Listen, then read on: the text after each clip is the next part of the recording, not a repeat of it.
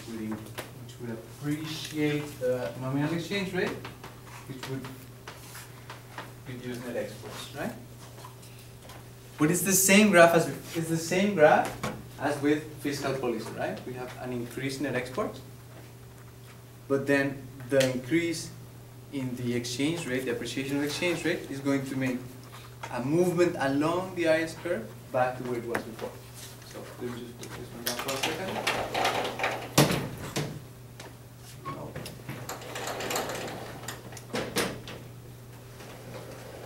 So yeah, I would have again the shift of the IS curve, because then it's an increase in net exports, and then I have a movement along the IS curve because of the appreciation of the exchange rate would reduce net exports, right? Yeah?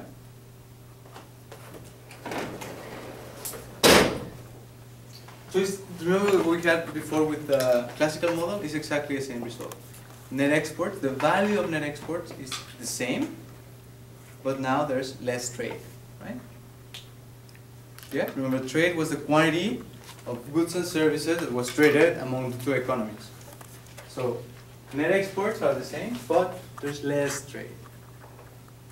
So net exports are the same, but there is less trade.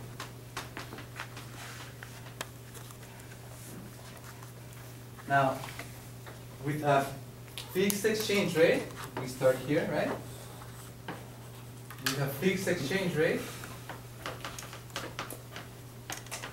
we got the same until there's a demand, an increase in the demand for domestic currency, which is going to be satisfied by the central bank, right? So the central bank now satisfies that demand by increasing the international reserve.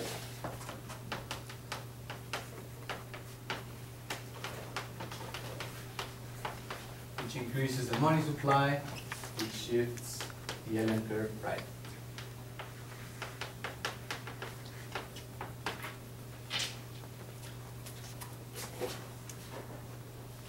And we have exactly the same graph as before, right?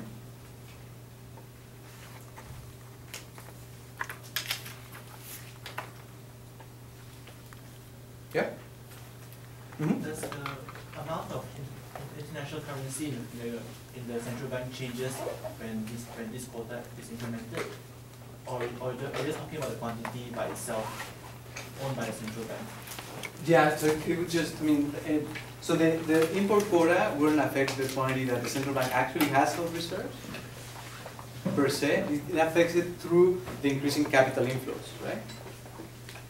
Makes sense? Because they're all trading at the same exchange rate, right? So they don't think the exchange rate is constant. So for example, if you have 100 US dollars and 100 pesos, if both exchange one for one, so when this happens, then you have maybe like 200 pesos and $0. Yeah. So that would be in the economy, right? So it's again with the effect with the tax. Remember that we said what happens to what the government gets from the tax, right? And we said, well, maybe in the end that wasn't like the important thing to look at, right? We said that the important thing was to look at what was the effect of an increase in the net exports curve, right? On the other. But I mean, I understand the point, and it makes perfect sense. So maybe that way they would be accumulating more reserves, right? But in this case, it would make things more complicated, right? So they accumulate more reserves, so the LM curve should start to the right, right? So that's going to complicate a little bit things. So in this case, is the central bank reacting to the import quota? Yeah. Okay. Any more questions? No?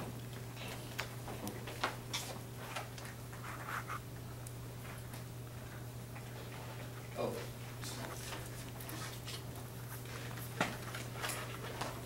So this one is a little bit more complicated, but it's going to be exactly the only one that's going to have the longest transmission mechanism is going to be exactly this one. That one is the longest transmission mechanism.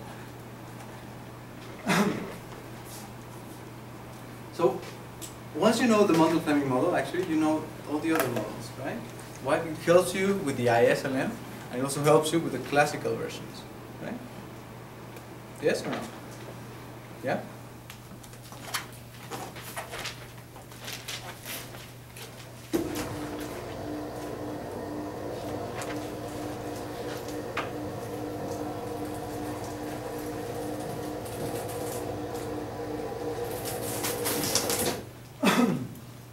So finally, country risk and the impossible trinity. Assumption 3.1, interest rate differential. Now we're going to have that the domestic interest rate is determined by R equals R star, so the world interest rate plus theta, where theta is a measure of the country's risk premium. Right? What is a risk premium?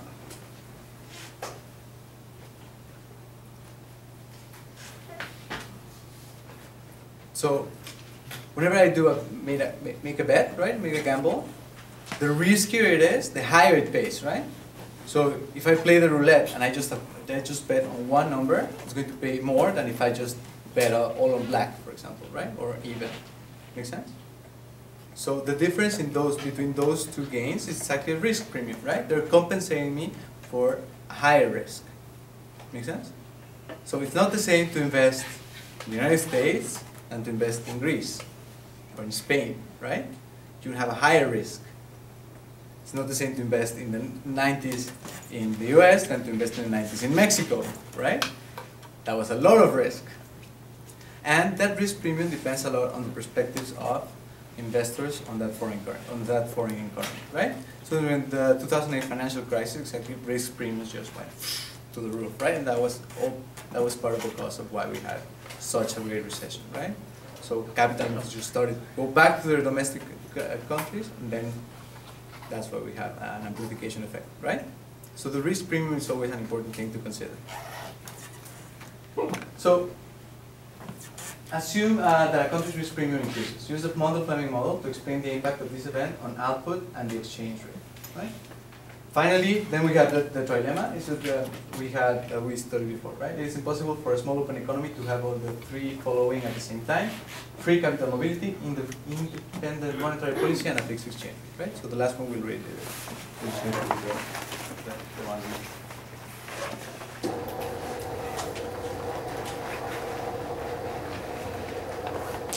So, I mean, if you like all these type of topics, then you would take a class in international finance, right? Yeah? If you take the class on trade, it's going to be trade model, so that's different, right? So if you would like to know about exchange rate and capital flows, you would take more like an international finance class. My advisor, Aaron Cornell, is an international finance, right? It's really interesting.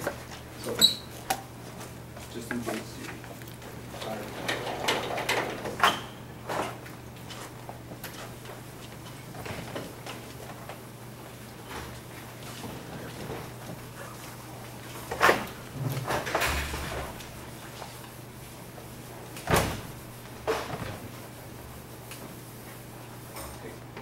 So now we're going to have that R, so we have risk premium.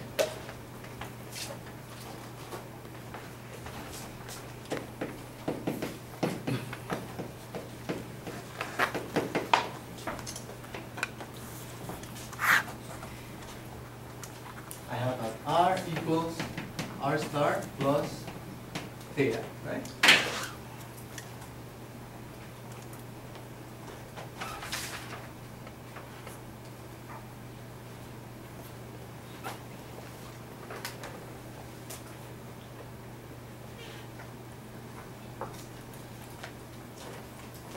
So what happens if there's an increase in the risk premium? R is higher, right? So now we can have two different interest rates, right? The world interest rate is going to be different from the domestic interest rate. How is it going to be different? By the risk premium, right? But it's still fixed, right? It's just adding a constant. Right? So we still have the same effects as we had before. We're just going to have a differential given by the risk premium. And now we're going to consider what happens when that differential goes up or down. So if you remember the exercises from the classical model was, what happens if I, if I had an increase of savings in the world, right? So that changed the world interest rate. So what we have is a greater differential, right? Between the interest rates. Here the way to model it is through the risk premium. So in this case, if R goes up, what happens?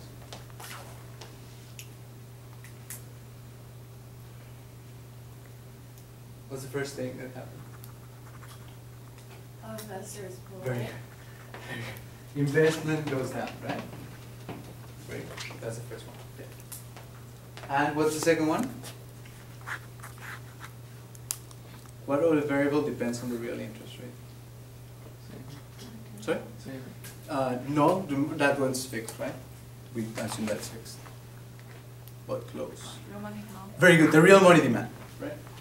So investment is going to go down, which will shift the IS curve to the left. Hold on one second. Yeah. And the real money demand goes down, which shifts the LM curve to the right. Right? So you can think about it as, what can I do with my income? I can either invest it, right, or have it as money. Since the real interest rate is higher, then I would prefer to invest it, right? Make sense? So that means that my real money demand goes down. Yeah? So let's start with a flexible exchange rate.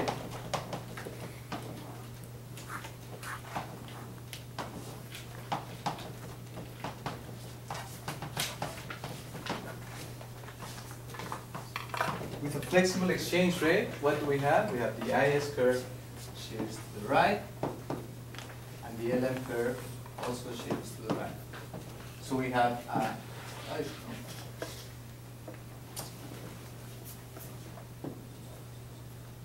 oh, wait.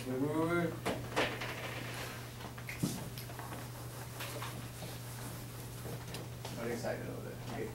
So the IS curve shifts to the left.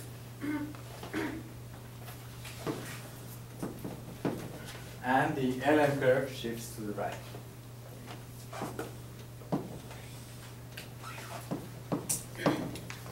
Now that makes sense.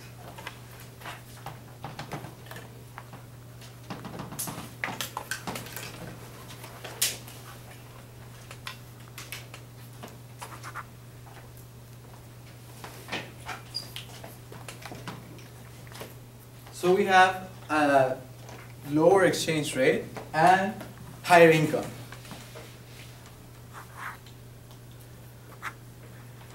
Now, why do we have higher income? If investment going down and the money demand went down, what is increasing our income? Net exports, right? Net exports are the ones that are increasing my income. Make sense? So here we have the same. We have that effect, so the IS shifts left, the LM shifts to the right. Yeah? Both of them have the effect that I attract capital inflows, right? Yeah? And no, I attract capital, there's capital outflow. This is riskier. Okay. So the exchange rate goes down, which increases net exports. So net exports are the ones that are increasing my output, right? Yeah? Yeah, so the weird thing is that, oh, so then it's a good thing to have a high risk premium, right? Because then in the end it increases your output. The problem is that this is not completely true, right?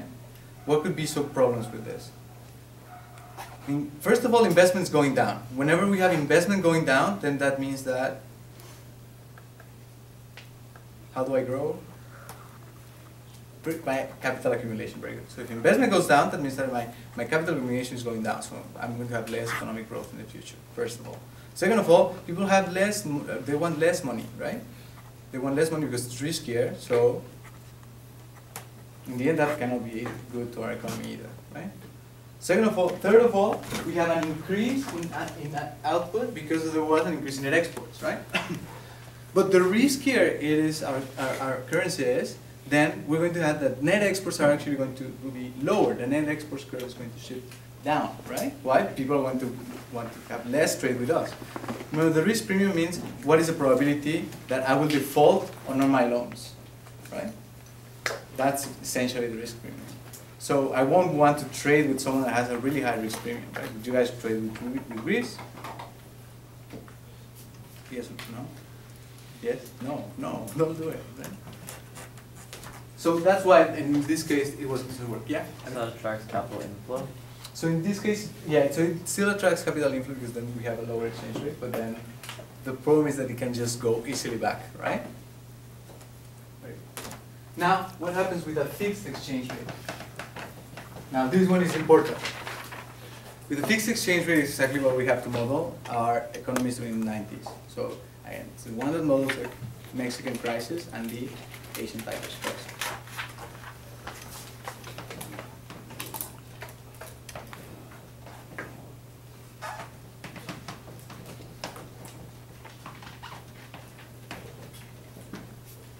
So I have the IS curve shifts to the left, the LM curve shifts to the right.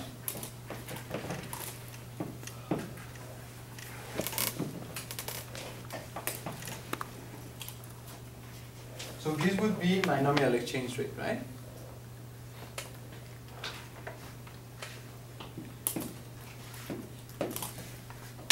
This would be my nominal exchange rate, right? Yeah? What's the problem? I have a fixed exchange rate.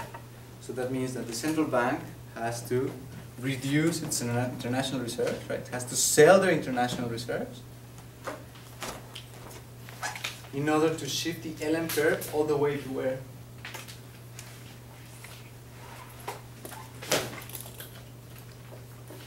Back here?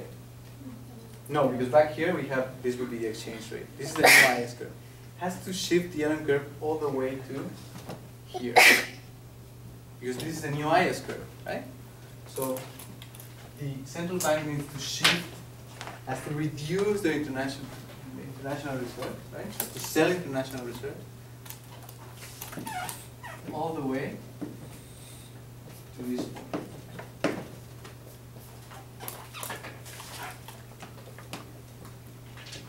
So in this case, we have the opposite effect. We've never had that, right? Before it was either effective or not effective, and that's it. But in this case, we actually have two different effects. With a flexible exchange rate, we have an increase in income, right? But with a fixed exchange rate, since we want the exchange rate to be fixed, then we actually have a reduction in income. So now we have our crisis, right? The risk premium increases. And then, in order to maintain that exchange rate, I have to sell international reserves by reducing the money supply, right? So I have less income in equilibrium, right? And what's the problem? I just used all of my international reserves, right? What happens if I cannot hold onto that international reserves? I would have to devaluate my currency. So with a fixed exchange rate, there are still cases where they can reduce the exchange rate. What is it called? A devaluation, right? So what they do is just so it's terrible for an economy doing that. So you just reduce the value of your currency from one day to another by a certain amount. You destroy the purchasing power of your currency, right? That's really bad. That's again, so that's what happened in Mexico in '94. We took away 3 zeros from one day to another. Of course, I mean that was the crisis, right?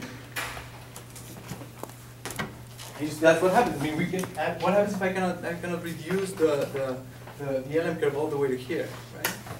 Then still the exchange rate has to go down. Central bank then has to announce a stronger devaluation, right?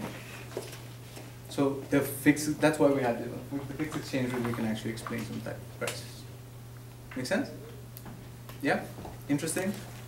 No? It's interesting? Come on. Okay. So that's our economy in the short run. We have the ISLM model, which gives me the aggregate demand, and then I have the Mundell-Fleming model, which is an open economy for the short run, right? What are we going to do on Wednesday? On Wednesday, we're going to start now with the aggregate supply. So the aggregate demand is actually going to be the same during the short run and the long run, right?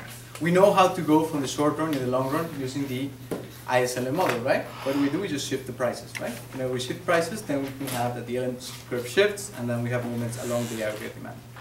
But now we're going to see how to determine the aggregate supply. In particular, how can we have, first, in the long run, we have a vertical aggregate supply, so we have fixed output.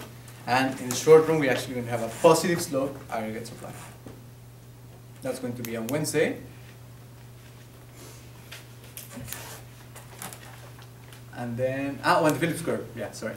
And the Phillips curve. So what's a Phillips curve? Phillips curve is just going to be a relationship between inflation and unemployment, right? And we're going to talk a little bit more about policy. And finally on Monday, we're going to talk about stabilization policy again, right? What happens when agents have rational or adaptive expectations? What does the central bank having independence imply, and level of credibility? And so we're going to talk about it, right? So the problem set is due on Wednesday, yeah? And we still have 2 more weeks, right? Perfect. So I'll have office hours right now. I'll give you your exams, and then that's it, right?